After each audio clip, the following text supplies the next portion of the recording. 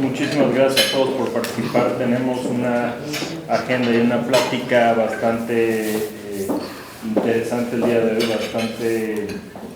creo que nos va a ayudar bastante a entender la situación o cuáles son, como bien se llama, los claroscuros que hay en los temas lingüísticos en México. Y por cuestiones de tiempo no podemos platicar mucho más. Me gustaría empezar a oír a nuestra invitada de lujo. Ana les va a dar un poco la semblanza de quién es, cuáles son su background para que podamos empezar con esto. Perfecto. Bueno, les presento en muy pocas palabras a la doctora Rebeca Barriga Villanueva. Ella es profesora investigadora del Centro de Estudios Lingüísticos y Literarios desde 1985 y fue directora de 1991 a 1997. Rebeca realizó sus estudios de licenciatura en Letras Hispánicas y de maestría en la Facultad de Filosofía y Letras de la UNAM y los de doctorado en Lingüística Hispánica en el Colegio de México. En su labor académica y docente se ha enfocado en 3 líneas de investigación: el desarrollo del lenguaje en los niños escolares, las políticas lingüísticas de México, cuya meta última es hacer incidir los resultados en el ámbito educativo, de donde emana su tercera rama, que es la lingüística y la educación. Su labor docente se ha desarrollado principalmente en el Colegio de México y en la UNAM. Ha formado parte de comisiones dictaminadoras de distintas instituciones como el Colegio de México, la UNAM, el CIESAS, el Colegio de Michoacán, la Revista Mexicana de Investigación Educativa, y pertenece al sistema de investigadores nivel 3 y a la Academia Mexicana de Ciencias. Asimismo, obtuvo la beca de investigación del Ministerio de Educación y Ciencia Española en la Universidad Autónoma de Barcelona y la beca Fulbright para estancia de investigación en la Universidad de Harvard. Con eso podríamos ver mucho más, pero Rebeca, te cedemos el micrófono y muchísimas gracias por estar aquí hoy con nosotros. Bueno, muchísimas gracias. ¿Me oyen? Porque no hay micrófono, o por lo menos no me lo dieron, y qué bueno, porque micrófono, aparatitos. Bueno, estoy muy, muy contenta de estar con ustedes. Ya lo dijo extraoficialmente María Rose, ya iba a decir Rosemary, y soy la mamá de Luis Ernesto Peón y estoy muy contenta de estar aquí en su ámbito de trabajo con sus compañeros, y bueno, pues me da muchísimo gusto que haya una inquietud de esta naturaleza, porque solemos tener estereotipos y decimos, no, hombre, un despacho prestigiado que le van a interesar estos temas, ¿no? Y no es cierto. Hay un movimiento de sensibilización y de concientización, y estoy por eso muy, muy, muy agradecida de la invitación. Me siento como en casa. Si estuviera aquí mi hijo ya le estaría echando ojos de que se sentara bien o no se parara o que. Pero bueno, desafortunadamente hoy es un día muy, muy simbólico para mí, porque hace muchos años, muchísimos años, muchas décadas, fue mi primer día como becaria en el Colegio de México. Y entonces yo iba aterrada.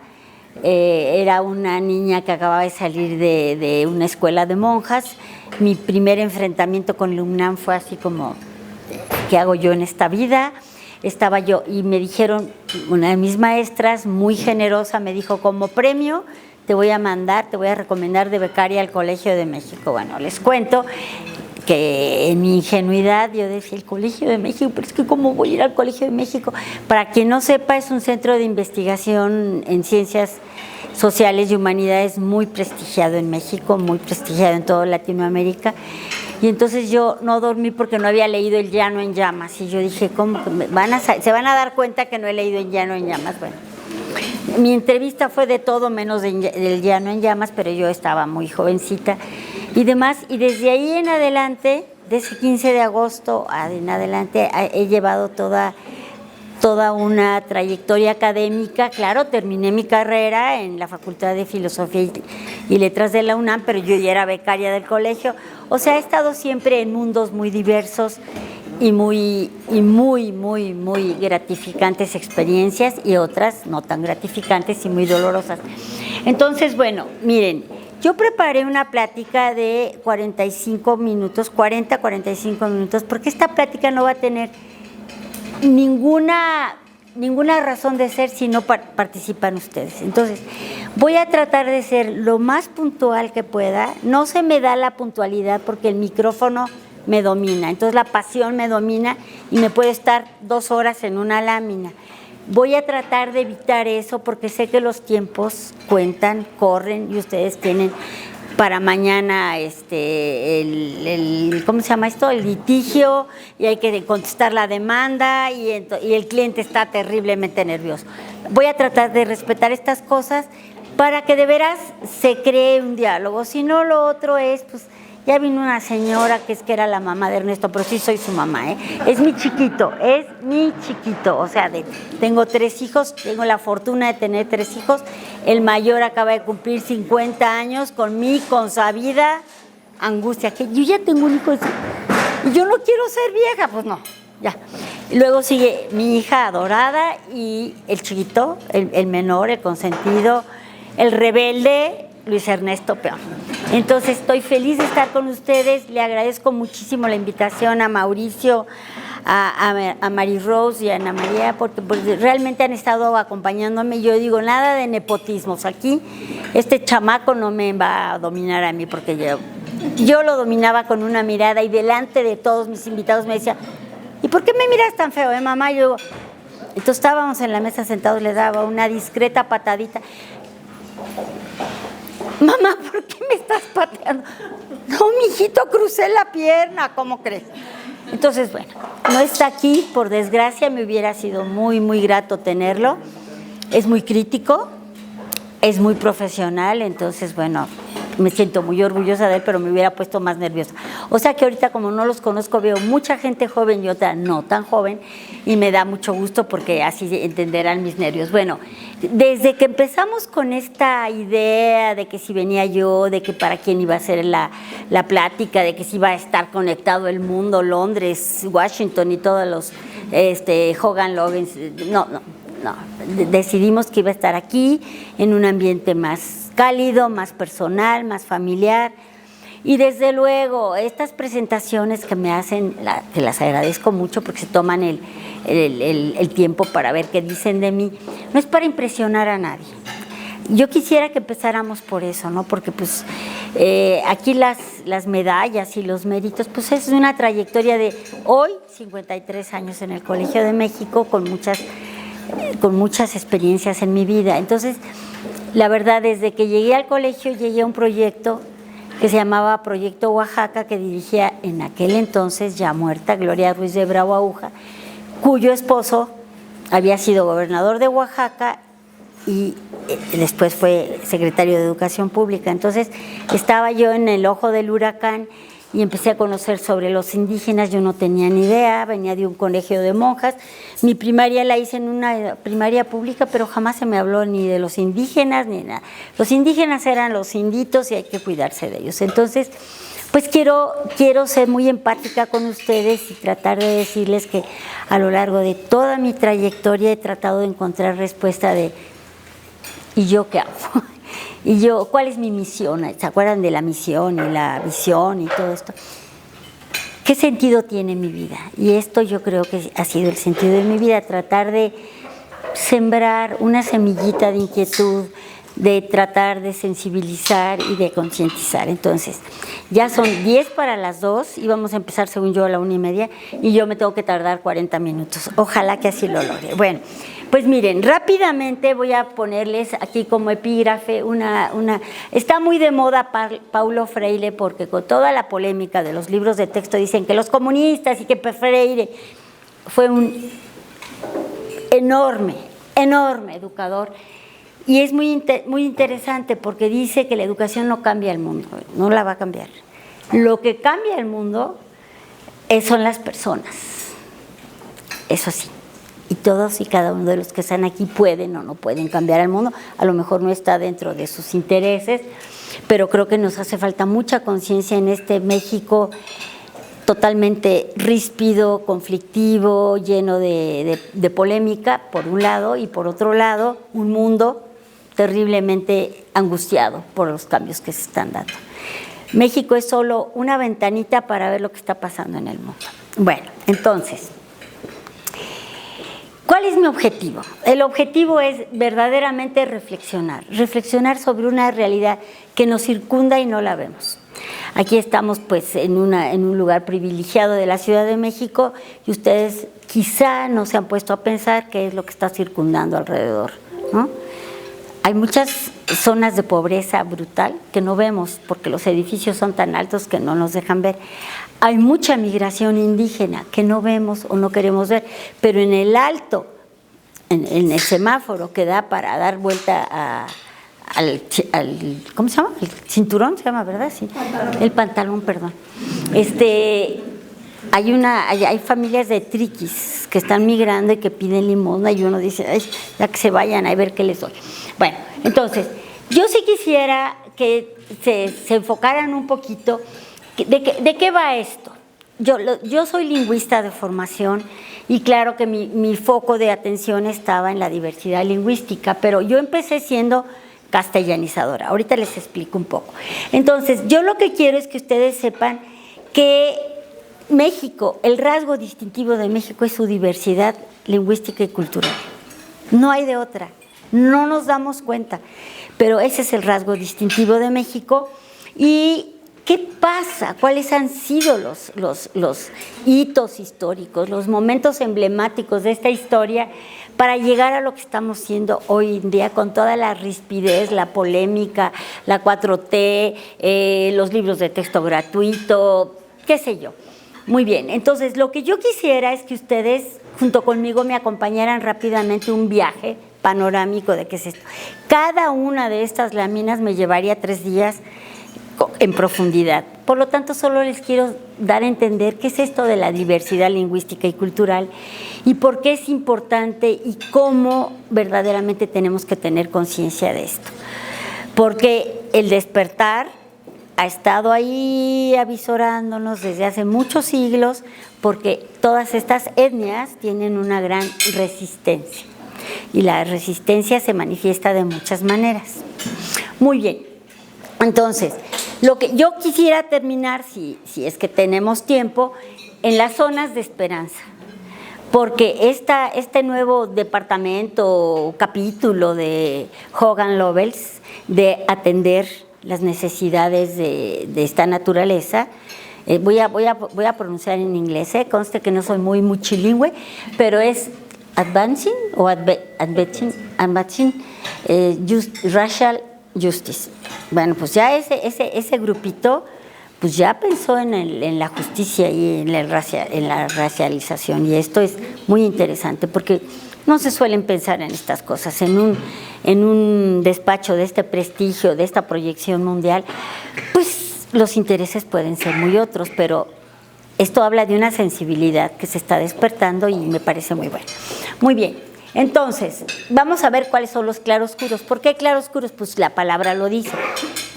Hay lugares muy luminosos, muy positivos, pero hay otros muy escondidos, muy solapados, y están los oscuros. Vamos a ver por qué.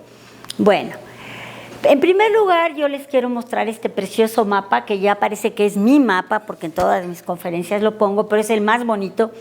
Este mapa representa que no tiene la cosita esta para ir señalando, ¿verdad, Miguel? Miguel ya se fue.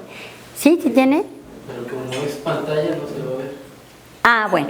Bueno, yo les quiero decir que de norte a sur, México está rodeado de etnias. ¿Qué es etnias? Grupos originarios de México, de lingüistas. Actualmente el INALI, Instituto Nacional de las Lenguas Indígenas, que está a punto de desaparecer, porque ya hay pleito con el INPI, Instituto Nacional de los Pueblos Indígenas, ha determinado que hay 68 lenguas indígenas en México con 364 variantes. No me voy a detener en esto porque no acabo, pero una variante dialectal. Si ustedes hablan con un argentino, pues habla español y nos entendemos muy bien, pero empiezan a salir las palabras de su dialecto argentino.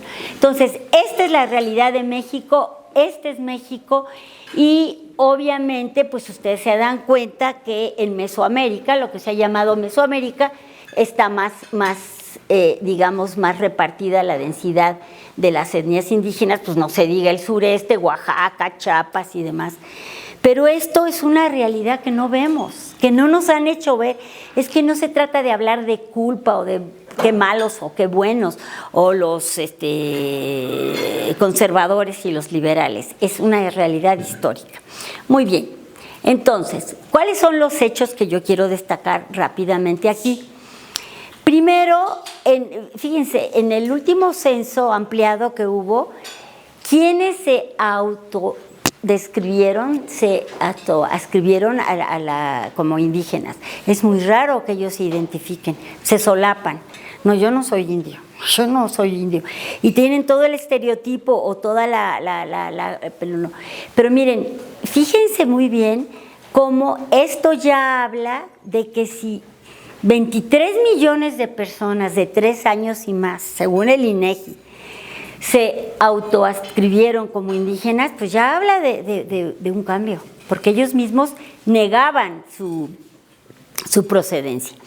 Esto es muy importante, los datos estadísticos tienen muchos bemoles, muchas aristas, pero esto es muy interesante. Bueno, entonces, ¿qué pasa con la diversidad? La diversidad es un problema, es el vaso medio lleno, medio vacío, porque ustedes se dan cuenta, esta diversidad que ya la estamos viendo, ¿cómo se atiende? ¿Cómo se atiende 68 lenguas? ¿Cómo se hacen libros en 68 lenguas? Pero no solo son las lenguas, sino los dialectos de esas lenguas. Y entonces, pues sí es un problema y por eso quiero que vayamos a los hechos. Bueno, ¿qué pasa con la diversidad y la unidad? Fíjense muy bien en esta dicotomía. Diverso, muchos, unidad, uno. El ideal de la unidad ha sido de todos los estados-nación. En la historia de la humanidad, todos los que ya se constituían como una nación tenían que tener una sola lengua. Bueno, pero ¿qué sucede?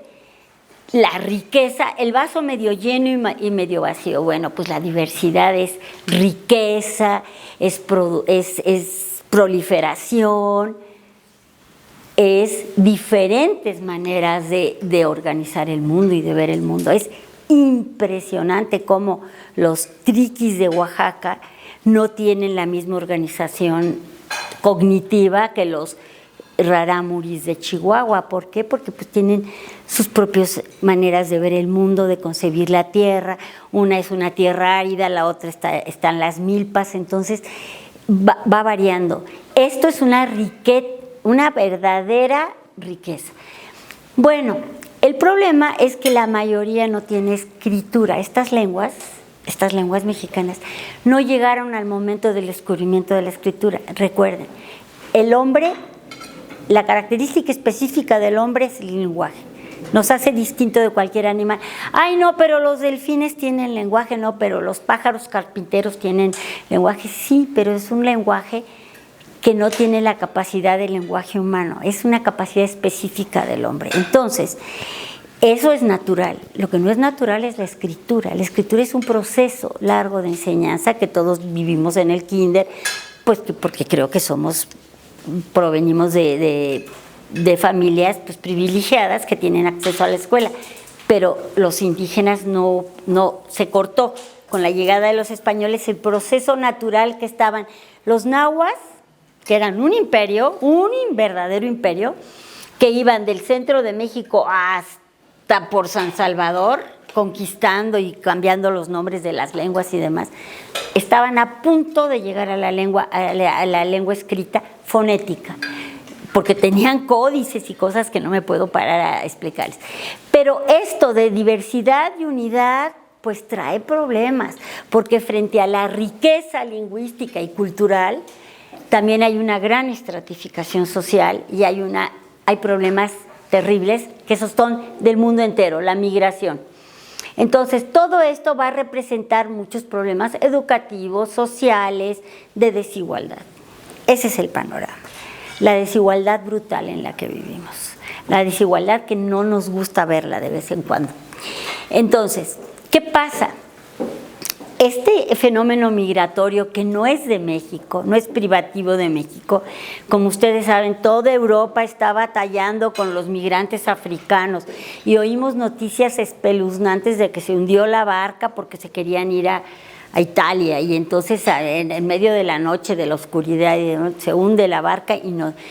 Esto se da en México y entonces antes el destino era los Estados Unidos. Ahí era como la llegada ideal donde, ya saben, el ideal de la vida más fácil, con mejores ganancias y demás. Esto ha roto con una cosa fundamental, con la identidad. La migración rompe con la identidad. La migración, ¿por qué? Porque al entrar en contacto con otras culturas ya no se sabe quién soy yo y quién quiero ser y quién no quiero ser. Entonces, esto es muy interesante que lo tengan en mente porque también la migración provoca muchos problemas de índole jurídica. Porque entonces, ¿cómo te vamos a catalogar? ¿Cómo vas a entrar a este país? ¿De qué manera vas a entrar? Los que entran con papeles, ¿verdad? Porque sabemos que no entran con papeles. Muy bien, me detengo rapidísimo. ¿Por qué hay las causas de la migración en México, de acuerdo con el INEGI? Pues porque la gente migre porque quiera reunirse con su familia, porque quiere tener trabajo, porque busca trabajo, porque se casó con alguien y quiere ir a donde está la familia del cónyuge, por estudiar. Ah, pero aquí esto sí que no nos lo dicen, por inseguridad delictiva o violencia. Esto está siendo una realidad en México. Migran y migran los indígenas. ¿Por qué migran? Por terror, porque hay mucho narcotráfico, porque hay mucha criminalidad. Entonces migran y al migrar entran en contacto con otras lenguas y con otras realidades. Y esto es terrible. Muy bien.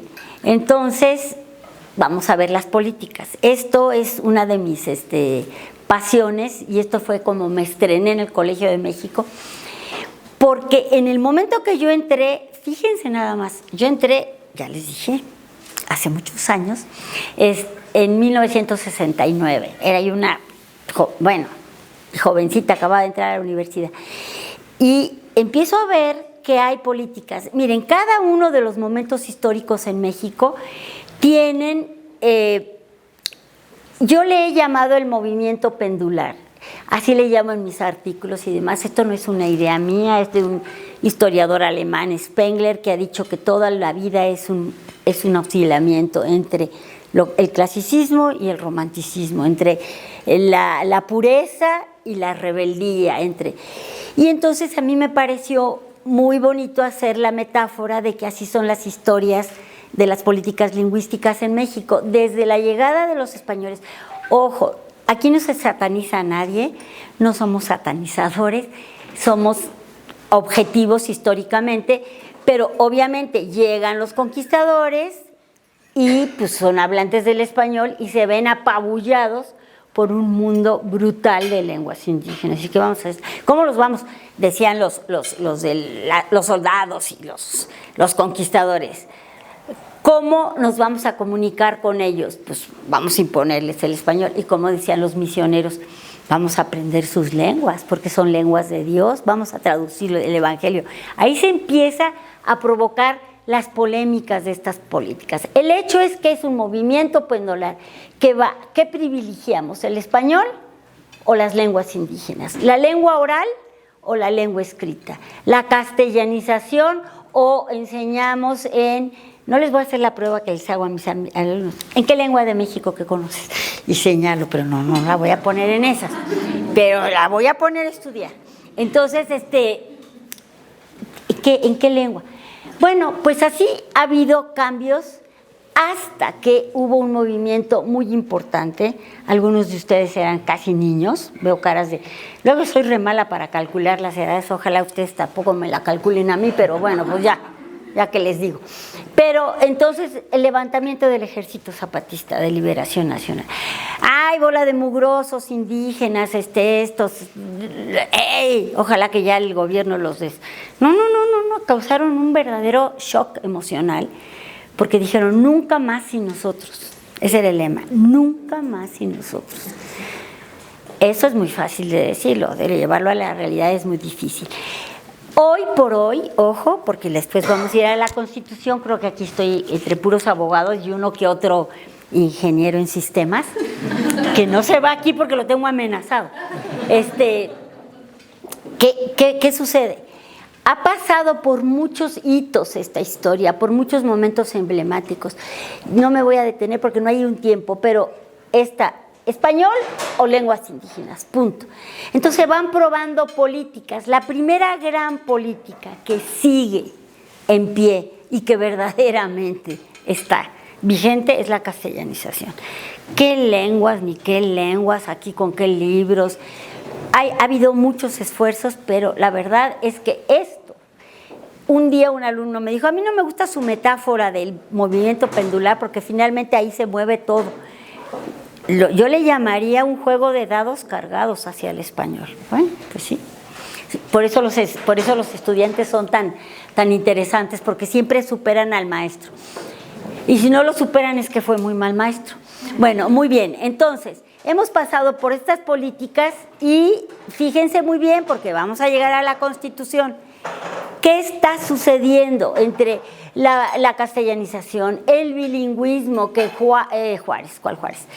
Cárdenas, Cárdenas fue el que habló el primero que habló de bilingüismo. Cárdenas estaba peleado con los católicos y para darles en la torre, hablando coloquialmente, dejó entrar a una cosa que no sé si ustedes han oído hablar, el Instituto Lingüístico de Verano, que eran misioneros, pero misioneros protestantes.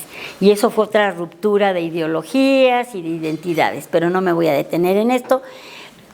Pero bueno, entonces, las políticas lingüísticas con las que hemos atravesado.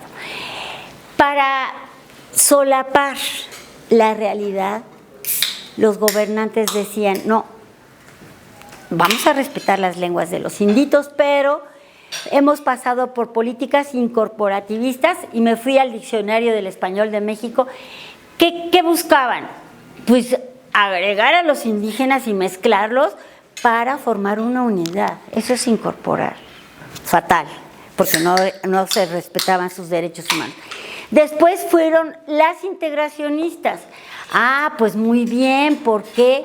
Porque en el poscolonialismo, ya que no había colonias, ya que habían sido independientes, mejor es integrarlos en la unidad. Entonces, esta política fue totalmente vetada. Ya hacia finales de la década de los 90s, de los 80s, empieza a oírse sobre la educación intercultural bilingüe. Y entonces esto sí que es muy interesante para esta plática. ¿Por qué? Porque esta promisoria, maravillosa política lo que pensaba era que hubiera una interacción equitativa entre las diversas culturas. Equitativa. Y por lo tanto, se asentaba en los principios de dignidad humana, de igualdad humana y no discriminación. Y esto es muy interesante porque implica esta política implica relaciones entre dos o más culturas que se tejen horizontalmente y de manera equitativa. Ese era el postulado. El problema es que la política intercultural bilingüe que nos sigue rigiendo es vertical, es desde el Estado hacia los indígenas y para los indígenas, no es horizontal entre las culturas. Muy difícil de lograr, muy difícil. Muy bien, entonces, me hablaban mucho de queremos ser inclusivos en Hogan Lovells. Pues sí, pero ser inclusivos tiene y no tiene que ver con lo que la Constitución dice. La Constitución dice que que somos un país pluricultural y que somos interculturales y bilingües. Eso dice la Constitución, señores abogados. A veces me encuentro que no hemos leído muy bien el artículo 2. La política de inclusión es muy importante porque es lograr que todos los individuos o grupos sociales puedan tener las mismas posibilidades y oportunidades para realizarse como individuos, independientemente de sus características, habilidades, discapacidades, cultura o necesidades de atención médica.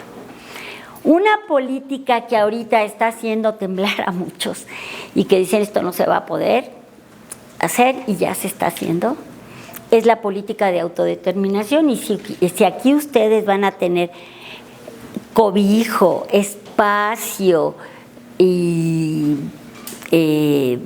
acogimiento para gente de otras etnias, pues tienen que saber que ellos tienen también su forma de concebir el derecho, de concebir la justicia, de concebir. Esto viene de las Naciones Unidas, la autodeterminación de los pueblos indígenas, ¿de acuerdo? Y bueno, y esto, autodeterminación y diversidad, es un reto, porque bueno, ¿de qué etnia viene? Ya les dije, no es lo mismo un maya yucateco, que siempre ha tenido un gran orgullo étnico y no niega que es yucateco, no solo por la cabeza, sino por muchas otras cosas, a tener un indígena solapado, lastimosamente llamado ladino y mañoso. Entonces, yo ni sé qué es eso. Muy bien. Entonces, ya vimos estas políticas.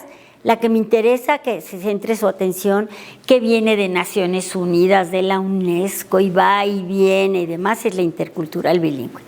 Bueno, entonces, vamos a ver rápidamente, creo que voy a buen tiempo. Perdón, no empieces. Ok. Vamos a ver la primera paradoja del artículo 2 de la Constitución mexicana. Tomé la cita de la última reforma que salió en el Diario Oficial, en 2019. En primer lugar, esto es una verdadera paradoja y una contradicción, porque si es única e indivisible, pues ya está negando la pluriculturalidad. Pero así empieza. Hay artículos que han deshecho esta primera parte de la Constitución. ¿Cómo que única e indivisible? Así dice. Y luego dice, tiene una composición pluricultural sustentada originalmente en sus pueblos indígenas, que son todos aquellos que descienden de poblaciones, bla, bla, bla, bla, bla. El reconocimiento de los pueblos y comunidades indígenas se hará en las constituciones y leyes de las entidades federativas, las que deberán tomar en cuenta, además de los principios generales establecidos en los párrafos anteriores de este artículo, criterios etnolingüísticos y de asentamiento físico. O sea, entra todo, todos son naciones. Tenemos 68 naciones, de acuerdo con este artículo. Las interpretaciones se las dejo de tarea. Tomé algunos fragmentos, lo que dice el artículo 2 de la Constitución. Preservar y enriquecer las lenguas, conocimientos y todos los elementos que constituyan su cultura e identidad.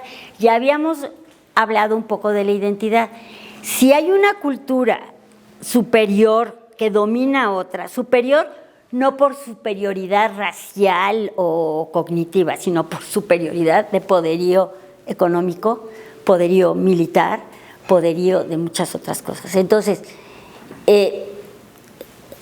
¿cuál va a ser mi identidad? Si yo quiero ascender, yo quiero tener movilidad social, ¿cuál va a ser? Entonces, esto dice la Constitución. Este 8 me encanta porque dice, acceder plenamente a la jurisdicción del Estado. O sea, tienen derecho a la jurisdicción del Estado. Para garantizar ese derecho en todos los juicios y procedimientos en que sea parte, individual o colectivamente, se deberán tomar en cuenta sus costumbres y especificidades culturales, respetando los preceptos de esta Constitución. Los indígenas tienen en todo tiempo el derecho a ser asistidos por intérpretes y defensores que tengan conocimiento de su lengua y cultura. Un gran reto, la diversidad es un gran reto, porque está documentado cuántos indígenas pasan en la cárcel, porque como no hablan el español, los los tienen encarcelados porque cometieron un crimen que no cometieron, pero quien los defiende, si el que lo va a defender no tienen un traductor a la mano. Esto es uno de los grandes retos. ¿Y quién se va a aprender ahora las lenguas? ¿Quién nos las va a enseñar? ¿Cómo vamos a cumplir con este mandato? Ahora, un verbo que está divino de moda, mandata, así mandata la Constitución. Mandato, ¿te mandato qué? Bueno, entonces, esto no lo sabemos, no sabemos qué dice la Constitución, pero aquí están toda la cuestión jurídica. Bueno, y ahora pues el artículo 3º tan llevado y traído, que todos los que tenemos cierto conocimiento de las leyes tenemos que saber. Toda persona tiene derecho a la educación. El Estado, Federación, Estado, Ciudad de México, municipios, impartirá y garantizará la educación, ojo, inicial, preescolar. Aquí están los libros de texto y la problemática, desde aquí ya hay libros de texto.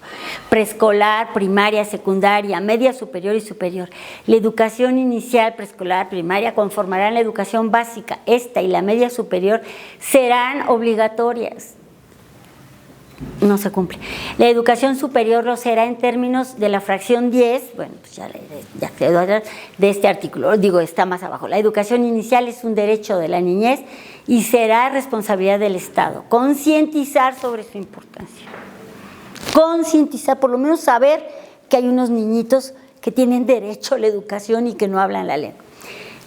Más adelante el artículo dice, en pueblos y comunidades indígenas se impartirá la educación plurilingüe, ya no dice ni siquiera bilingüe e intercultural basada en el respeto, promoción y preservación.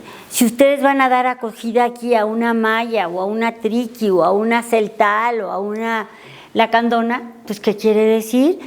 Que ella tuvo derecho a haber sido educada en las leyes en lacandón y entender lo que es el patrimonio histórico y cultural de su tierra. Muy bien, ya no me detengo en estos derechos porque se pasa el tiempo y no participan ustedes, pero ustedes saben que el movimiento de los derechos humanos no es es del siglo pasado y estuvo detrás de ellos Jacques Maritain, que era un francés filósofo católico que quería que verdaderamente el hombre tuviera la conceptualización del ser humano que está atado, está comprometido con sus derechos humanos y que cualquier ser humano tiene derecho a lo más elemental que es la educación, la salud y el derecho. Entonces, esto no es nuevo y esto es muy de las leyes y esto es muy de movilizarnos. Bueno, entonces, ok, y esto es muy universal, claro, no, tiene que ser principios, no lo que yo creo que debe de ser o cómo yo vivo. Bueno, luego también hay una ley de derechos lingüísticos de los pueblos indígenas y el primer artículo dice que tiene por objetivo regular el reconocimiento y protección de los derechos lingüísticos individual y colectivo de los pueblos y comunidades indígenas, así como la promoción del uso y desarrollo de las lenguas. No se asusten, ustedes van a recibir próximamente a una persona maya, pues ahorita no van a dominar el maya, pero por lo pronto tienen que saber que es una persona que habla otra lengua, con otra concepción del mundo, que se educó con muchas dificultades en español sobre las leyes del español, pero que probablemente en su concepción del mundo tenga ciertos problemas. Pero qué bueno que ya va a haber una conciencia. No es ni diferente, ni más bonita, ni más fea, ni más chaparrita, ni más alta, ni más esbelta. Es un ser humano con derechos a ser respetados y a ser vistos no como ni tratarla. Ahorita vamos a ver. Muy bien, bueno, las consecuencias. Las consecuencias, un breve resumen. México es un país pluricultural, desde antes que llegaran los españoles, porque toda la culpa es de los españoles. Pues no, señores, no, es la culpa del ser humano. Ya había habido culturas sobresalientes, imperios sobresalientes que fueron dominando a los subyugados y les fueron imponiendo sus reglas. Al llegar los españoles, el imperio náhuatl, así está propiamente dicho, el imperio náhuatl, había dominado toda Mesoamérica y había impuesto el náhuatl como la lengua franca. Llegan los misioneros con esta fe de ellos, de que todos conquistaran el reino de Dios en sus lenguas, y empiezan a prodigar las lenguas indígenas. Eso es la parte de los misioneros, pero la parte de los conquistadores, oro, riqueza y demás, español. A mí este indio no me va a hablar en otra lengua. Entonces entra el conflicto y empezamos a bambolear. ¿Cómo les vamos a enseñar? Muy bien, ¿qué consecuencias ha habido?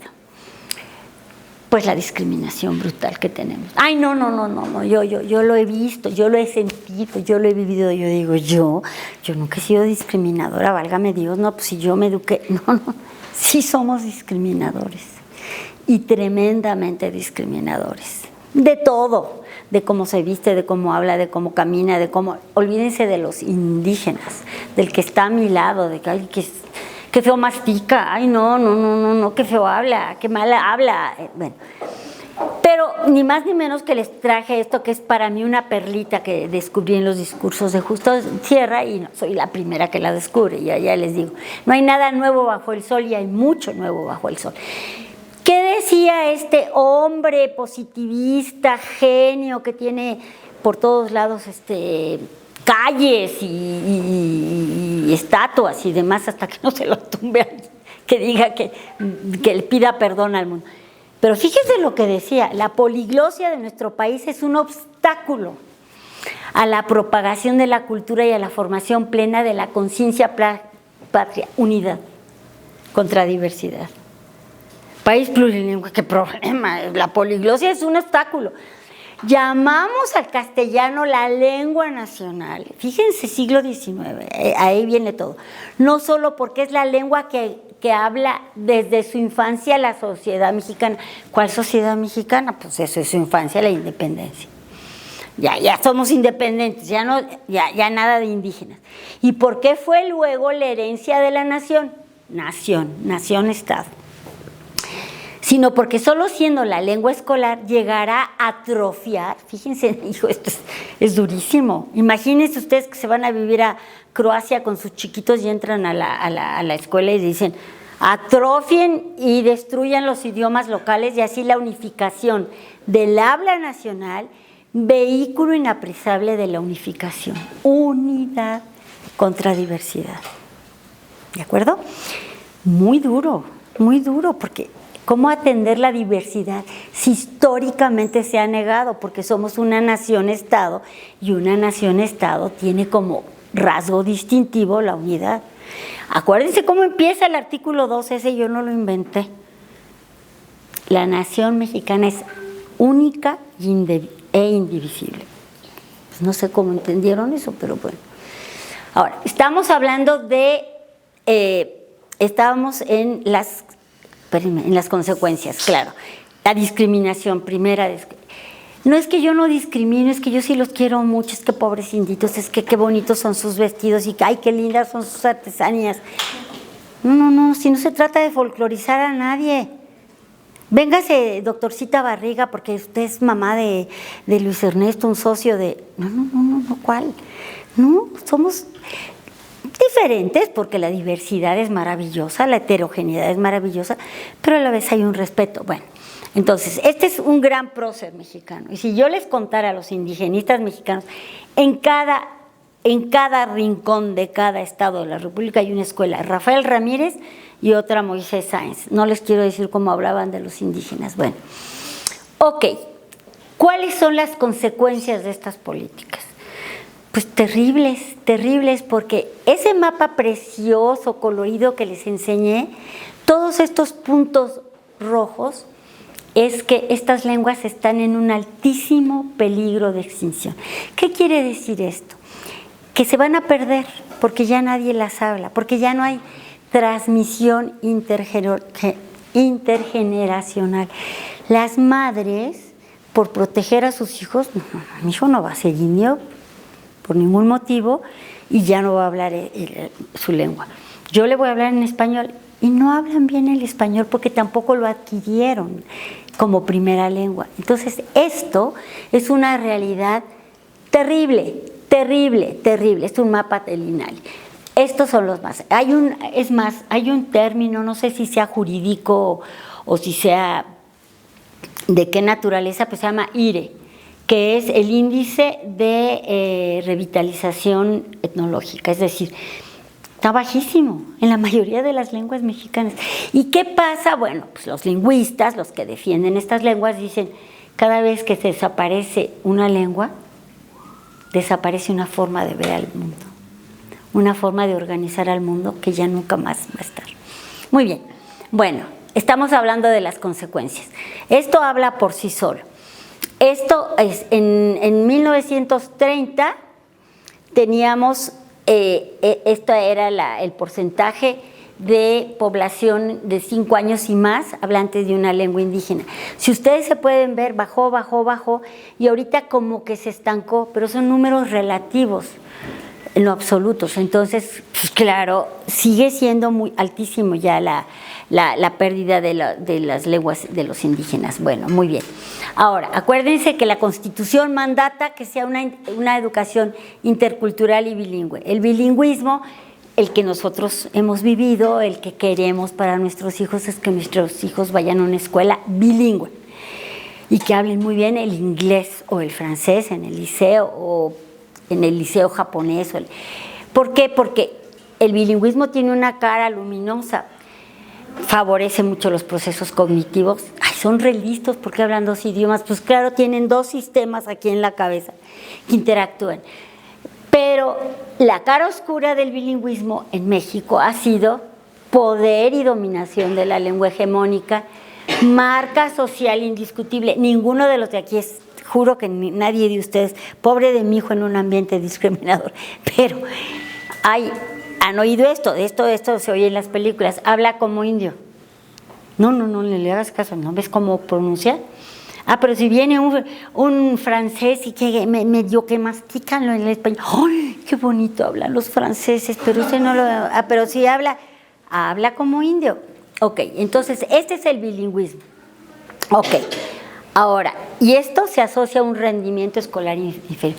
Bueno, y esta señora que va a venir aquí a convivir con nosotros, ¿a dónde aprendería el Código Civil, el que nos está... el reglamento de tránsito, si por allá por donde vive no hay coches? Esto es convivencia intercultural, horizontalidad, no verticalidad. Ok, bueno, ahora vamos a ver. Hay una zona de esperanza. Esta me encanta. Uno surge de la resistencia de los pueblos indígenas. Fíjense ustedes, si saben un poquito de historia, y si no yo se los cuento, cómo en los Estados Unidos, cómo se remedió todo lo de las poblaciones indígenas, exterminándolas, absolutamente exterminándolas. Hubo un exterminio brutal de todos los pueblos indígenas originarios, de ahí vinieron los ingleses y vámonos.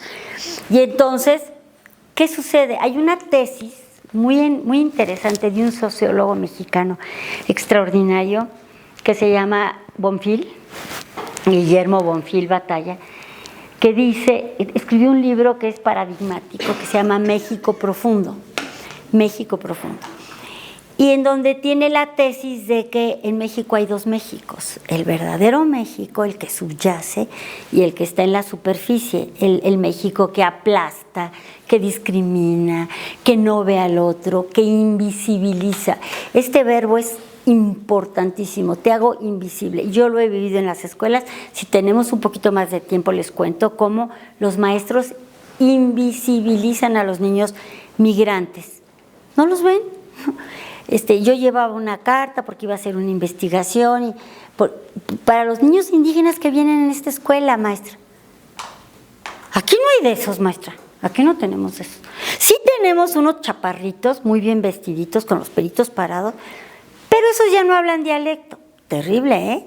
Dialecto, en el siglo XIX, en el de Justo Sierra, decían dialecto, no hablan dialecto, no es completa, no hablan lengua, no hablan un lenguaje completo. ¿Por qué? Pues porque no tienen gramática.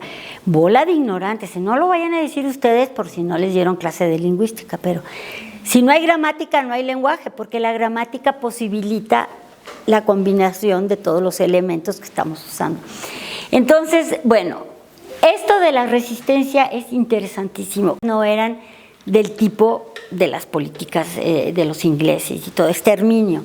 Estos no pueden seguir viviendo y los llevaban a reservaciones. La vemos en las películas, pues claro, pero el actor principal es un guapísimo que le ponen sus plumas y demás y ya con eso ya y eran re buenas. No, aquí está. Ahora, México profundo, es la tesis de Guillermo Bonfil. Muy cuestionable hoy por hoy porque era un mundo dicotómico. Los buenos en el profundo y los malos estamos en la superficie. No se da así la realidad. Ya hay mucha mestizaje, ya hay mucho, digamos, mezcla de culturas y de visiones del mundo. Pero lo que es un hecho es que han resistido lo que no resistieron pues todas las culturas de los Estados Unidos, que se fueron desapareciendo, y cuáles mapaches, y cuáles apaches, y mapaches, y todas estas se fueron a reservaciones y los fueron matando, esa es la palabra. Bueno, muy bien, entonces, ¿dónde está la zona de esperanza? Yo les quiero decir que me decían un poco, cuando empezamos a platicar, cómo la mujer indígena, dicen indígena, y hablante de lengua, doblemente vulnerable. No, esta nunca va, ¿no? Fíjense esta poesía de una mujer mixteca, preciosa, por cierto, preciosa, con unos rasgos primorosos. Fíjense lo que dice: me entró por la boca el viento malo, es mixteca, de Oaxaca. Me entró por la boca el viento malo, bajó por mis caderas y tocó mis pies. Hace falta más lluvia. Mi padre, así fue educada, se llama Nadia. Mi padre dice que las mujeres no soñamos, que aprenda de tortillas y café, ese es el destino. Que aprenda a guardar silencio, ese es el destino. Dice que ninguna mujer escribe. ¿Para qué quiere una mujer escribir? Fíjense el valor de la lengua escrita, ¿eh? Soy la niña que lloró la ausencia, la lejanía y el viento. ¿La ausencia de qué? ¿De educación? ¿Cómo sabemos cuáles son las historias? Hay unas historias maravillosas de estas personas. Y entonces ella entró en estas políticas de autodeterminación, de que tú vales, de que tú puedes aprender, de que con tu cultura puedes convivir en un plano intercultural. Hoy digo mi nombre en lo alto. Soy una mujer pájaro. Qué hermoso, ¿no? Una mujer que vuela, pues ahí está la libertad. Soy una mujer pájaro, semilla que florece. Las palabras son mis alas, mi tierra mojada. Es muy interesante cómo en esta zona de esperanza podemos estar todos. Nunca es tarde, en su pequeño micromundo, ir cambiando esta visión. Eso que me dicen las maestras cuando llego a escuelas con migración indígena, ay no, aquí no hay de esos, así con un horror. Bueno, sí hay unos con pelitos parados y prietitos, pero es que no necesariamente se tiene que ser de color moreno. Si los rarámuris son una belleza, altísimos, los guajicori, los huicholes, los birráricas en Guadalajara son de piel blanca, entonces no tiene que ser eso, es como el estereotipo de la discriminación. Bueno, entonces, la zona de esperanza estamos. Es la realidad y el deseo. La realidad ya la vimos, no es fácil. México es un país diverso. Aunque lo queramos tapar y decir, no, hombre, los indios ya están allá en la sierra, ni saben, ni se enteran. Ni nada. Los indios migran, están aquí a la vuelta, están en los altos, están pidiendo, pero no solo, y no hablan el español, la gran mayoría, o lo hablan muy mal, porque les impusieron una lengua que no era la de ellos. Entonces, ¿qué es el discurso de la política que nos está rigiendo. Hoy por hoy somos un país plurilingüe y la política que mandata la Constitución es intercultural, horizontalidad, respeto entre culturas y bilingüe, porque dice la Constitución en un momento dado que como hay muchas zonas en donde hay otras lenguas, pues que el maestro sea bilingüe. No les enseñan la lengua en sus lugares. Muy bien, entonces, esto es lo que dice y mandata la política y el discurso. Y aquí es la realidad. Me pueden discutir todo lo que ustedes quieren, pero esta es la realidad. Entonces yo me pregunto, y les pregunto, ¿dónde se sitúa Hogan Lovells? Esta es una iniciativa, es novedad, va a haber un departamento, un capítulo, un rinconcito para la advertising, AJR, Racial Justice, bueno, advancing, bueno, avanzando. ¿Dónde nos vamos a situar con estas siglas? Que es, desde luego, esta es la realidad, este es el deseo, esta es la realidad, esta es la promesa, y aquí hay una zona de esperanza. Una zona de esperanza para construir, para que esa niña cuyo padre, por toda una tradición cultural, por toda una situación de desventaja para la mujer, le dijo que para qué quería escribir, que para qué quería ir a la escuela, que se callara, que viviera en el silencio y que después es libre como un pájaro. No está bonita la realidad, pero se puede. Entonces, ¿dónde se sitúan ustedes? Y luego, pues hay que reflexionar sobre esto, ¿no? Porque, bueno, todos tenemos prisa, cansancio, el tráfico está cada vez peor, tenemos que educar a hijos o atender a padres enfermos o tenemos que enfrentarnos con nuestra propia realidad. Pero si estamos en un lugar y en donde hay un movimiento interno que quiere enfrentar ciertos problemas y aportando cierto valor a ello, independientemente que la misión, bueno, pues sí, tener muchos clientes y el litigio, y irnos a Arcos de Belén al pleito y a todo esto, desde luego, esto no se queda, pero ¿en dónde se sitúa? Entonces, ¿es una moda? ¿Va a seguir la moda, el discurso de moda? Ay, sí, nosotros ya tenemos indígenas en el despacho. Ay, sí, y no, hombre, trae una ropa preciosa y unos aretes y venden barro negro. No, eso no es. Bueno, entonces, esta es la reflexión que yo les quería traer, desde luego. Sobre lo que yo les he hablado, hay especialistas que lo harán mucho mejor que yo. Yo tuve que dejar mi especialidad, que son la educación inicial de los niños, para ver cómo les afecta en todo su trayecto de vida y todo su desarrollo cognitivo. Cognitivo. Son niños en donde si no tienen una estimulación, en donde si no se les hace ver que su lenguaje es un prodigio y que les da un poder. Yo tenía una compañera que publicó un libro maravilloso, se llama Gabriela Coronado Susán, se enamoró de un australiano, ya lo vive aquí, pero se llamaba ¿Porque hablar 2 idiomas es como saber más? Claro que sí lo sabemos, porque todos los padres que están aquí, los que sean padres, unos son muy jóvenes, pues quieren la aspiración de que su hijo hable 2 idiomas porque va a progresar. Entonces, es un hecho que saber 2 idiomas vehicula, potencia el desarrollo cognitivo, porque está uno frente a 2 sistemas lingüísticos diferentes. Y entonces, si ustedes saben, pues en inglés hay los auxiliares do, can, y el verbo. Pues en maya tiene otro tipo de estructura mental. Entonces, el niño está sujeto a 2 sistemas y se enfrenta a él y organiza su mundo de esta manera.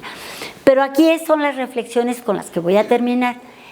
¿Cómo estamos comprendiendo la desigualdad en todas sus dimensiones? Es que verdaderamente, yo no voy a hablar aquí de estadísticas, pero un día mi médico se iba todos los veranos a la selva Lacandona a vacunar niños. Y yo digo, ay, doctor, qué maravilla de acción. Bueno, pues así vamos a contribuir a que cambie su realidad. Y dice, somos el 5% de la población mexicana privilegiada, señora. No se engañe. 5% de la sociedad privilegiada, que tiene acceso al derecho, a la educación, a los paseos y demás. No vine aquí a hablar para que lloráramos, pero sí hay que comprender la desigualdad, que es brutal, la brecha social que se ha abierto entre unos y otros cada vez crece más y esto causa problemas terribles. Ahora, comprender las aristas del problema lingüístico, educativo, jurídico y de salud que tienen los hablantes de otras lenguas. Terrible, porque si ellos tienen una concepción de vida diferente y no hablan el mismo idioma y se tienen que ajustar a la normatividad vigente, que pues puede decir misa la Constitución mexicana, no se cumple. Porque si por cada uno de los 68 lenguas hubiera en los juzgados un intérprete y un traductor, pues estaríamos ya hechos. No hay. Apenas empiezan a formarse. Bueno, entonces hay que planear una intervención creativa, objetiva, no victimizante, ¿eh? Pobrecitos inditos. No, hombre, si ustedes los ven, ¿alguien aquí es de origen indígena? ¿No? Pues claro que todos, somos mestizos. Bueno, pero bueno, todos tenemos 2 ojos, una nariz, 2 orejas. Y si por aquí nos picó ayer un mosco de estos que andan con las lluvias, pues nos pica a todos de la misma manera y tenemos este movimiento de, ¿y ahora cómo, no? Bueno, tenemos un cerebro capacitado para adquirir una lengua. Es decir, la desigualdad la generan los factores externos al hombre, porque él está hecho y tiene la capacidad para hacer lo que quiera, para hacer ese precioso ángel de la independencia, para levantar unas torres gigantescas en Santa Fe. La capacidad la tenemos, lo que no tenemos es igualdad de oportunidades. Esa es la realidad. Esa es la realidad. ¿Qué es la desigualdad? Lo han definido así algunos colegas míos de otros centros del Colegio de México como la falta de oportunidades, porque 2 personas en igualdad de condiciones, en las mismas condiciones de la genética y demás, uno salta y escala la movilidad social y otro se queda en la nada. Por eso digo, no venimos a echar culpas, venimos a ver cómo planeamos una intervención que verdaderamente sea creativa y objetiva, no que, ay, va a venir una malla aquí, ¿y ahora cómo le hacemos? Ay, pásale. No, tratarla diferente, no, acuérdense, la interculturalidad es establecer relaciones horizontales, de mucho respeto, de mucha, pero no, ay, y a lo mejor trae su huipil, que son preciosos, y ahora la moda es que ustedes vean en la televisión, ahora todas las políticas ya traen sus preciosos, por cierto, ¿verdad? Bueno, ahora, una cosa muy importante, y ya con esto termino, asumir los sesgos que tenemos. Les traje un libro de regalo, todo esto surgió en una plática que di en la Ibero, porque participé en un libro que se llamaba Discriminación y sesgos cognitivos, que hizo una socióloga que se llama Alejandra Aguilar Bellamy, y editó un libro y me invitó a participar con un artículo. Y entonces Ernesto me fue a oír al Ibero porque ha sido profesor de la Ibero de Derecho y se impactó. Como que no conocía a su mamá, ya ven que uno dice, yo no conozco a este muchacho, como que qué anda haciendo. Este señor, pues el que les conté que cumplió 50 años, yo digo, este es mi hijo, ¿dónde quedó aquel chiquito que me llenó de felicidad, de alegría, de orgullo? Y ahora es un señor de 50 años, qué espanto. No, pero lindísimo, lindísimo, lo quiero. Bueno, entonces, eso surgió porque fue esta presentación y como que lo sacudió. Entonces, porque uno dice, no, yo no tengo sesgos, ay, ¿cómo creen yo? ¿Qué sesgo? El que sepa coser es que se va chueco, oblicuo, que pierde la línea, que se omnibula. Todos tenemos sesgos. Y si vamos a echar culpa, no, es que fue este gobierno, es que la historia, es que los españoles, es que así es, objetivamente tenemos sesgos. Y para poder hacer una intervención y para poder recibir naturalmente a un hablante de lenguas indígenas en un despacho prestigiado de abogados, pues hay que dejar muchos sesgos de, ay, no, yo ahora qué le pregunto, no vaya a ser que me conteste en maya y yo no le sepa contestar. Entonces, hay que asumir que sí tenemos sesgos y que, bueno, acuérdense, pero no, ya no vayamos con los indígenas, el gordo por gordo, y el chaparrito por chaparrito, y el altote por altote, y el flaco por flaco, toda la vida va a ser buleado. Y esas películas de horror que yo digo, esos gringos, entonces mi estereotipo, esos son los gringos, capitalistas, malvados. ¿Cuáles gringos? Yo también, ¿no? Si de repente se me sienta aquí alguien así como raro, digo, ay, no, tenemos sesgos. Y para cambiar y transformar el mundo, acuérdense lo que decía el epígrafe, hay que ser, bueno, yo termino aquí. Y esto de la otredad, palabritas de moda, todos los tiempos tienen sus palabras. La coyuntura, bueno, yo en mis tiempos, increíble, todo era increíble. O te lo prometo, cambió el sentido de prometer algo que voy a hacer a, te prometo que sí es cierto, te prometo, cambia semánticamente. Bueno, la otredad, hay que entender a la otredad. Uy, está de súper moda. El otro, ¿quién es el otro? Pues el otro esta señora compañera de mi hijito, que ojalá que lo traten bien, está enfermito ahorita y no pudo venir. Es decir, o lo ven así. No, el otro es el que está a mi lado. Es en la cultura cristiana el prójimo. Amarás a tu prójimo como a ti mismo. Ahora, eso sí que yo creo que en toda la historia de la humanidad no lo hemos cumplido. Bueno, buscar cómo. Ok, yo lo dejo aquí y sí me gustaría crear un diálogo. ¿Ya se tienen que ir? ¿Qué horas? ¿A las 3? Como 3:30. 3:30, ah, bueno. Yo, de verdad, yo no me tengo que ir. Yo lo único que quiero es que me hayan guardado. No me guardaron mi pedazo de pizza y ahora me tienen que traer. No, ya ahorita ya moví aquí a todo el mundo. La pizza para la doctora. No puedo comer. Yo ahorita estoy con... Me gustaría de veras preguntas. Espero estar en capacidad de conectar. Acuérdense, yo no soy del ámbito jurídico. Mi padre, mi primer padre, porque tuve dos, mi padre biológico fue abogado, Guillermo Barriga Wendulain. Mi suegra fue abogada, adorada suegra, fíjense qué rara soy, yo quise mucho a mi suegra. Mi hijo es abogado, respeto profundamente el ámbito, pero nomás que Ernesto no se me ponga cursi y elegante, porque yo le contesto, porque mamá, saca unas palabrejas de su código y entonces dicen ya está en modo abogado, ¿no? Entonces yo le digo, oye, ¿tú crees que los morfemas que me acabas de decir tengan algún cambio o alguna transformación semántica? Entonces sí, pues, se da cuenta. Entonces ya nos ponemos al mismo nivel. Definitivamente yo no les voy a enseñar a ustedes nada que ustedes no sepan. Lo que vine a hacer aquí es por la inquietud, por el movimiento social que estamos viviendo. La 4T está proponiendo que vivamos la interculturalidad y que traigamos las comunidades a la realidad. Entonces nos asustamos, ¡ay! Nos van a Venezuela, eso, a cubanizar, y el comunismo, y el... No, es simplemente, yo no soy 4T, por favor. Ni 4, ni quinto, ni sexto, ni creo en el PAN, ni en el PRI, ni ay Dios, me están grabando, no.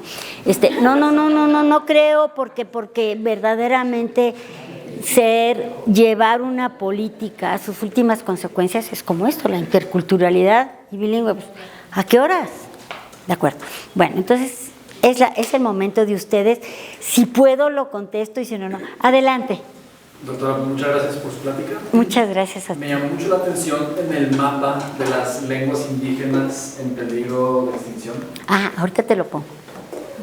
¿Sí? Me llamó mucho la atención que en el sur, donde tengo entendido que hay una mayor concentración de comunidades indígenas, es donde al parecer está más focalizado, uno de los lugares donde está más focalizado el peligro.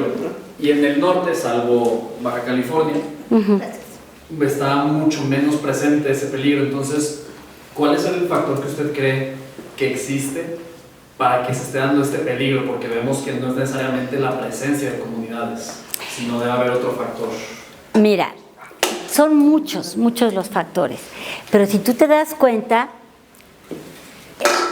el centro de la atención fue en la Ciudad de México, en los Tenochtitlan, y se fueron extendiendo hacia lo que se llamaba Mesoamérica.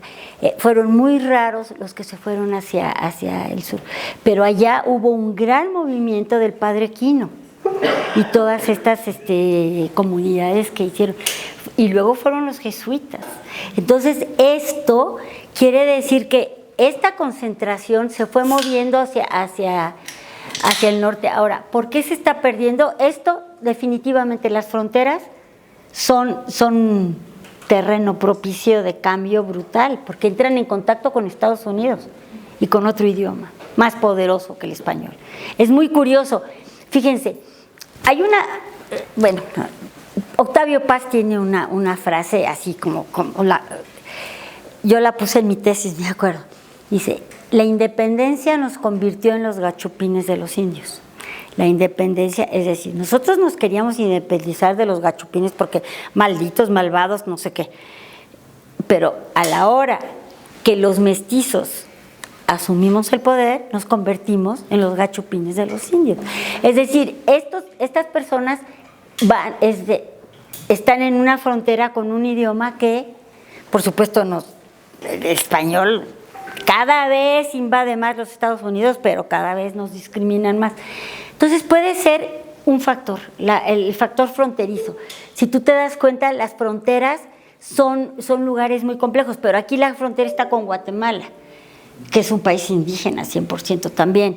Entonces, el territorio es un factor muy interesante, y las fronteras. Y ahora uno dice, ¿por qué esta parte nunca, no hay lenguas indígenas? ¿Por qué ahí no? Pues porque probablemente no hubo misioneros. Fíjate la idea. Los misioneros vinieron a destruir la cosmovisión de los indígenas. Pues sí, porque les impusieron la religión católica. Ellos no eran, pues creían en sus dioses y en la tierra y en la madre tierra y demás. Pero fueron tan inteligentes que yo por eso los perdono. Súper inteligentes. Adaptaron toda la ideología católica a las realidades, y entonces se hablaban de las vírgenes, y entonces se adaptaron. La Virgen se aparece en un lugar estratégico donde había mucho indígena. Es muy interesante. Esa es una posible respuesta. Otra pregunta, no se queden con dudas. A ver, aquí, ¿quién tiene sesgos? ¿Cuáles son los sesgos que tienen? Yo así les hago a mis alumnos, pero aquí sí le tengo miedo a Ernesto. Tú déjalos libres. Pero yo siempre le digo, a ver, tú.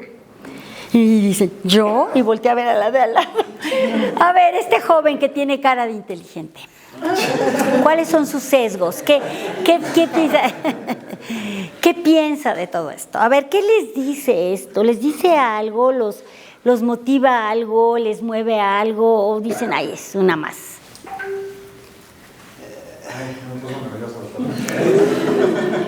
No, pues sí, así pongo a mis alumnos. ¿Cuántas lenguas indígenas hay en México? Como 300, ¿no, maestra? No, a ver, piénsale más. En otro tiempo sí hubo, pero ya se extinguieron, les digo. A ver, que se ponen muy nerviosos, no te pongas. Bueno, alguien que sea voluntaria, a ver. La última lámina que nos mostró nos decía como el paso 1, ¿no? Que es como reconocer nuestros sesgos, comprender la desigualdad, todo eso.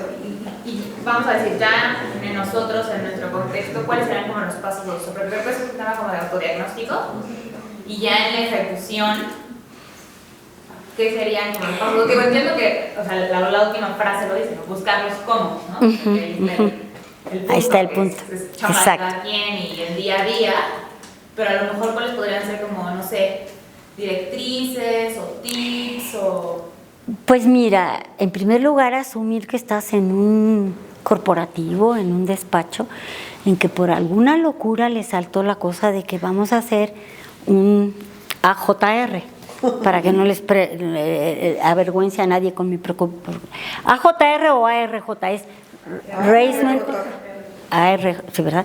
Bueno, a alguien se le ocurrió, a alguien dijo, oigan, ¿por qué no va a venir? Y vamos fue a Mauricio, fue a Ana María, fue a Rosemary, que no es de Rosemary, sí es de Rosemary, Mary Ros, que ya no anda por aquí.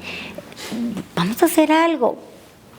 Moda, llamarada de petate, necesidades de eso, pero a lo mejor ni se habían enterado, ya que nos llevan a ver a la mamá de Ernesto, que ni nos cae bien. No, les juro que independientemente de que adoro a mi hijo, lo adoro, no fue por él, sino que le digo, ¿de verdad, Ernesto? Sí, mamá, es que sí. Y todo nació en esa presentación de los sesgos, porque se encontró consigo mismo y dijo, no, pues yo también tengo unos sesgos terribles. Y también he padecido sesgos, porque no solo es que uno los tenga, sino los que los padece. Tips. Pues ya estás en una institución que está interesado.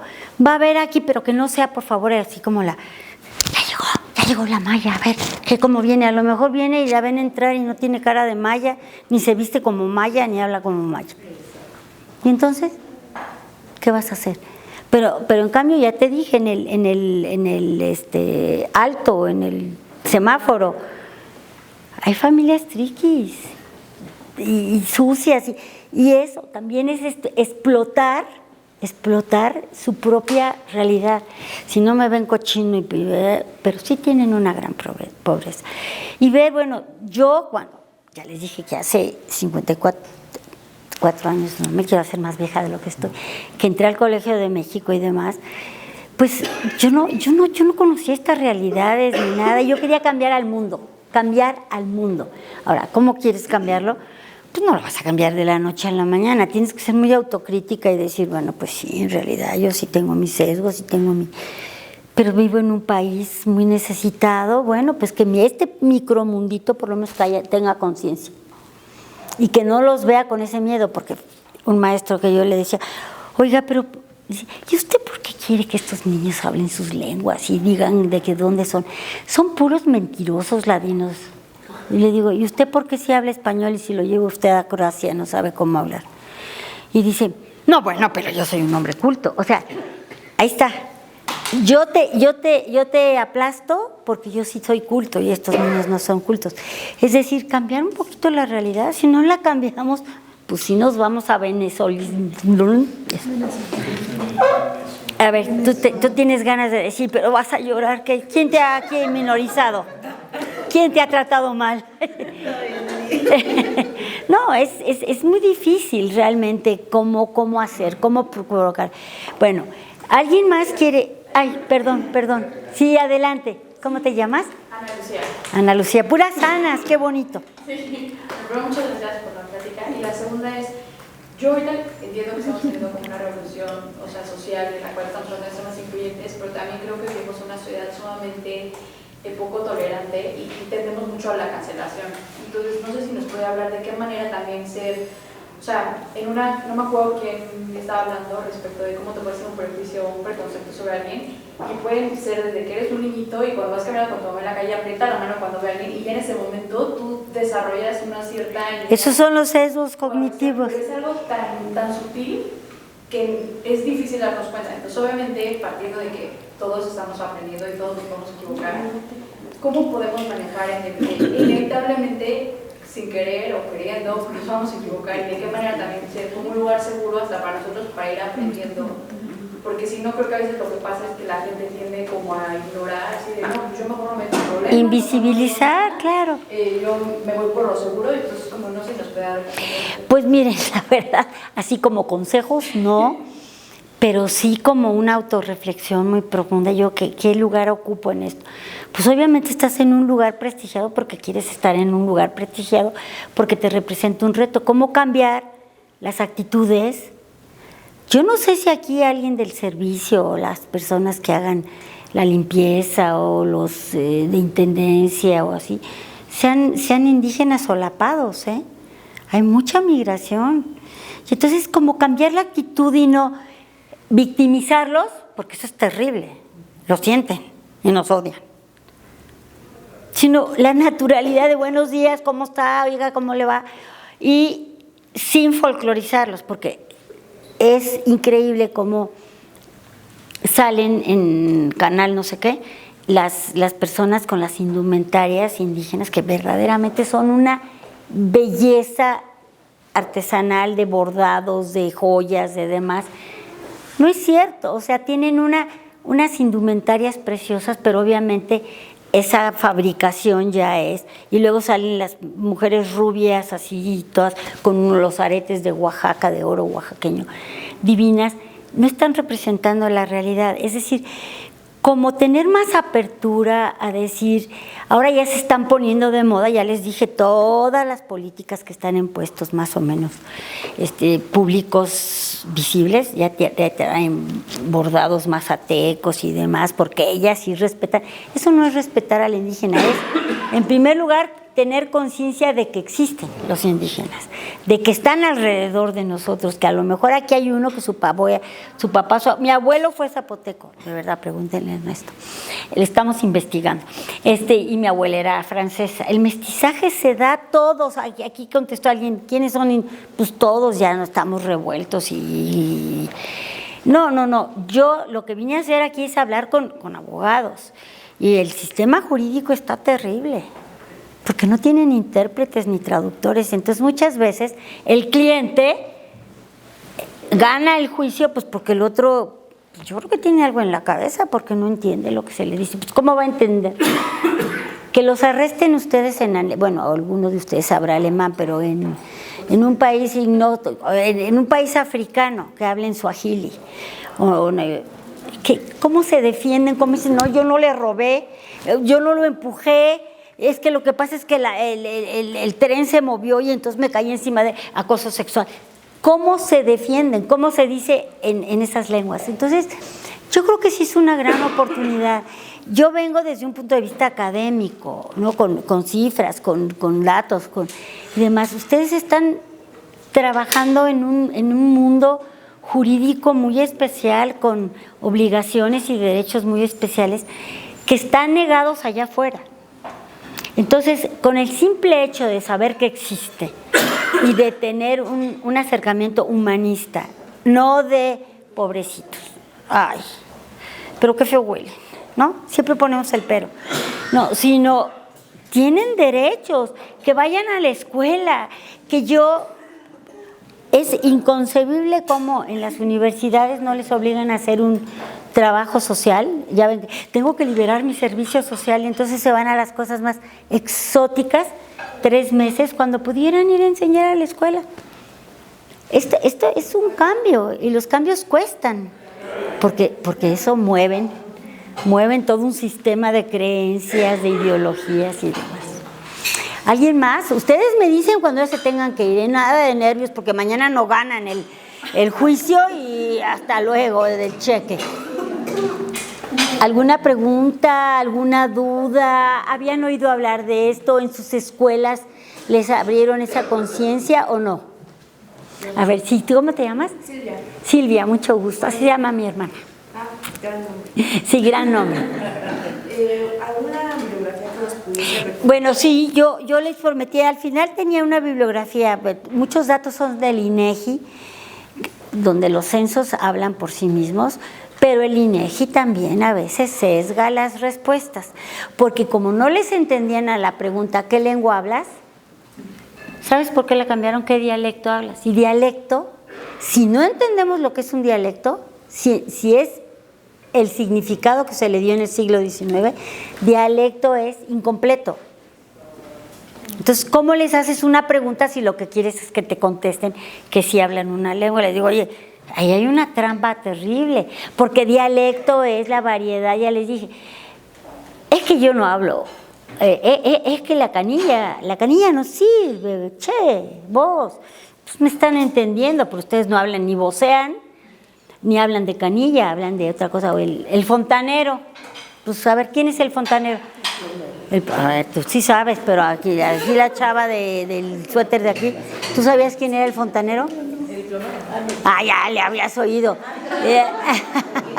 No, pues son dialectos, son variedades de una lengua que a veces no entendemos. Entonces, bueno, pues así, recetas no traje, porque no vengo a despertar conciencia cristiana, vengo a despertar conciencia humanista. Los abogados, la abogacía está dentro de las ciencias sociales y humanidades. Y esas están ahorita totalmente cuestionadas porque son neoliberales, porque fomentan la riqueza, porque... A eso vine, no vengo de ninguna secta a convencer que vamos a hacer, ahorita vamos a... No, vengo a reflexionar, a decir que hay cosas cognitivas que traemos impresas, pero desde muy chiquitos, lo que dijo por acá la compañera Ana, ¿no? Ana Lucía, pues el chiquito ya se asusta porque no te juntes con los... No, pero pues como vivimos en un país con tantas contradicciones y con tanto temor y con tanta inseguridad, pues sí ya se confunde uno. A ver, otra cosa que quieran decir, alguna duda, yo no sé qué expectativas tenían de esto, pero de verdad, no vengo a hacer proselitismo, vengo a darles un poquito de mi trayectoria, de lo que he estudiado, he visto toda clase de realidades y son muy complejas, verdaderamente. Yo trabajo en la ciudad en escuelas con población indígena migrante. Es impresionante cómo los maestros se asustan y los invisibilizan. Esa es una estrategia maravillosa. No te veo, no te oigo, no te siento. Pero lo curioso es que los niños se autoinvisibilizan. Como ya tú no digas que hablas mazateco. Tú no vayas a decir que vinimos de la sierra de Guerrero y que hablas amuzgo. Tú no eres indio. Pues entonces se autoinvisibiliza y nadie lo ve y va pasando los años y va concentrando también resentimientos. También muchas maneras de no comprender por qué él no tuvo oportunidad de... Bueno, ¿alguna pregunta? No, bueno, nada más una reflexión. Sí, pero compártenoslas. En Estados Unidos pasa exactamente lo mismo. Yo llegué en circunstancias muy distintas, pero ya viviendo en Florida, pues los hispanos hacen exactamente lo mismo. Se llama John Pérez y se ve completamente latino, hispano, de origen indígena, pero trataban de ocultar, ¿no?, frente al gringo y a la comunidad y tratan de pronunciar lo más que pueden en inglés, ¿no?, para pues, querer ser tratados igual. Porque marca, es que la lengua habla, te marca, te da identidad. Y ya les digo, si viene un norteamericano y empieza a champurrear el español y tú tener 4 hijas, ¿no? Le dijeron, no, nadie dijo hijas en lugar de hijas, porque pues, para ellos la H se pronuncia como J. Y nadie se escandaliza. Pero si yo hablo inglés, sí me estoy cuidando, porque ¿cómo que vayan a decir de mí? Es todos estos sesgos que tenemos, que compartimos. ¿Alguna otra cosa, mi querido? El primero que me recibió hoy fue aquí el compañero. Le digo, oiga, ¿usted trabaja aquí? Aquí es Hogan Lorenz, porque yo venía en un taxi. Dice, sí, aquí es. Bueno, ¿alguna? No, de verdad es que crea mucha expectativa quién es, porque una conferencia, porque tenemos que ir todos con el trabajal que tenemos y mañana el juicio de no sé quién. Pues es por esto, porque tenemos que crear vasos comunicantes interculturales. En que, adiós, gracias por haber venido. Ya ven, ya se va. Les recordé que mañana hay que tener lista la demanda. Bueno, pues ya es todo, pues ya son 3:15 y ya para que cada quien se vaya a cumplir con su deber y a mí me den mi pedazo de pizza. No es cierto. Y se voltean, ¿eh? Y se ven.